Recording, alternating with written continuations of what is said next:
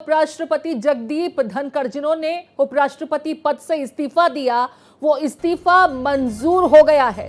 तो ये बड़ी खबर इस वक्त की आपको बता रहे हैं, जगदीप धनखड़ का इस्तीफा मंजूर कर लिया गया है।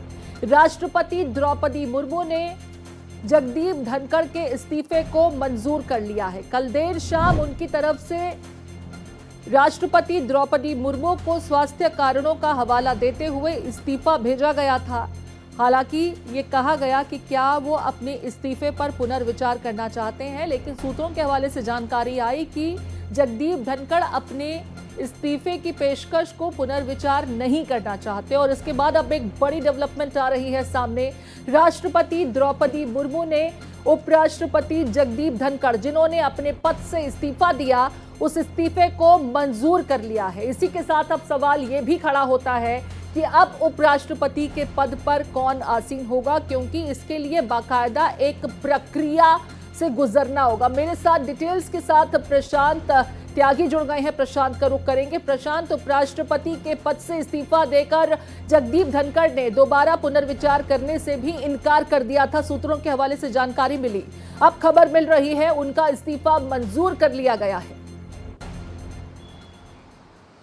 जी बिल्कुल, देखिए जो सेक्रेटरी जनरल है उत्पल कुमार, उनके द्वारा ये जानकारी दी गई है कि राष्ट्रपति द्रौपदी मुर्मू के द्वारा जो कल इस्तीफे की पेशकश जगदीप धनखड़ के द्वारा की गई थी उसको मंजूर कर लिया गया। यानी कि जो पत्र उन्होंने लिखा था और अपनी स्वास्थ्य का हवाला दिया था कि इनको स्वास्थ्य ठीक नहीं है और उसके चलते वो इस्तीफा देना चाहते हैं, इस्तीफा दे रहे हैं, उसको अब मंजूरी जो है राष्ट्रपति के द्वारा मिल गई है। और अभी जो मीनवाइल बताया जा रहा है कि जो उपसभापति है हरिवंश नारायण सिंह, वो सभापति के रोल में होंगे। यानी कि जो चेयर है उसको लीड हरिवंश नारायण सिंह करेंगे, क्योंकि अब औपचारिक जो फैसला आना था, जो नोटिफिकेशन आना था, वो भी राष्ट्रपति भवन की तरफ से आ चुका है। खुद उत्पल कुमार जो कि सेक्रेटरी जनरल है, उनके द्वारा इस बात की जानकारी दी गई है। जी प्रीति।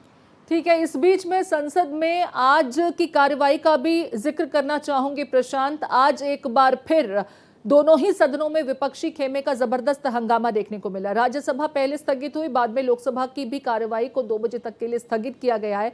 बार बार ये भी कहा जा रहा है, चेयर पर जगदंबिका पाल थे, उन्होंने बार बार कहा कि जिस भी मुद्दे पर विपक्षी खेमा चर्चा चाहता है, बिजनेस एडवाइजरी कमेटी के समक्ष उस मुद्दे को लेकर जाएं और जैसा तय होगा, जो अप्रूव होगा, उस मुद्दे पर चर्चा के लिए सत्ता पक्ष तैयार है। आज सदन में क्या कुछ हुआ, मैं चाहूंगी हमारे दर्शकों को जरा जानकारी साझा करें। जी बिल्कुल प्रीति, जब 11 बजे सदन की कार्रवाई शुरू होती है तो तभी से जो हंगामा है वो देखने को मिला।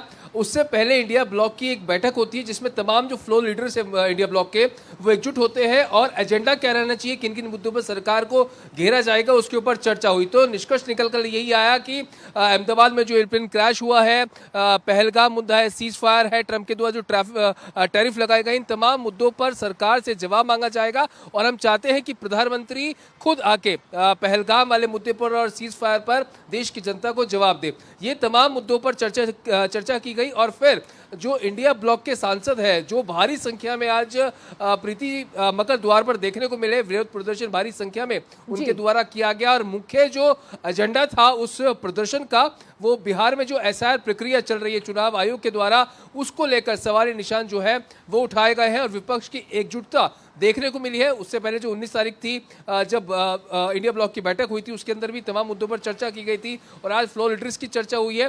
तो वो जो एकजुटता है वो आज मकर द्वार पर देखने को मिली। करीब 150 से ज्यादा सांसद जो है एकजुटता नजर आती है मकर द्वार पर, सारे इकट्ठा हुए। वो तस्वीर हमने भी देखी, अपने दर्शकों को भी दिखाई कि किस तरीके से एसआईआर के मुद्दे पर आज समूचा विपक्ष एकजुट है और 10:30 बजे से ही उनका प्रदर्शन देखने को मिला। सदन की कार्यवाही शुरू हुई तो एसआईआर के ही मुद्दे को लेकर के दोनों सदनों में हंगामा हुआ। 2 मर्तबा कार्यवाही स्थगित हो चुकी है और चेयर पर बैठे जगदंबिका पाल ये कहते हैं कि अगर आप इस विषय पर भी चर्चा चाहते हैं, खास करके अखिलेश यादव को एड्रेस करते हुए नजर आए, तो उनका कहना था बिजनेस एडवाइजरी कमेटी के समक्ष इस मुद्दे को भी लेकर जाएं। जैसे ऑपरेशन सिंदूर को लेकर के 25 घंटों का वक्त संसद में तय हुआ है चर्चा के लिए, एसआईआर के भी मुद्दे पर सकारात्मक चर्चा हो सकती है। विपक्ष से सकारात्मक भूमिका निभाने की अपील की जा रही है।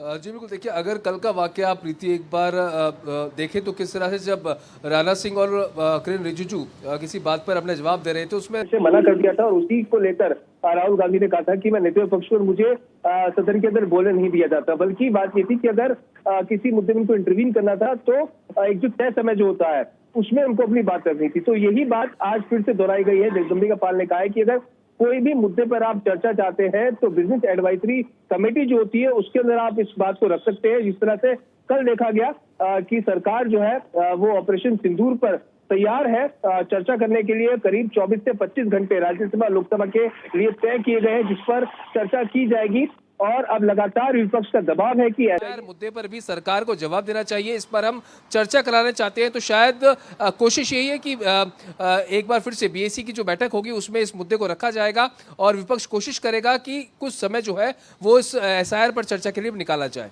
बहुत शुक्रिया प्रशांत, विस्तार से तमाम जानकारी पहुंचाने के लिए।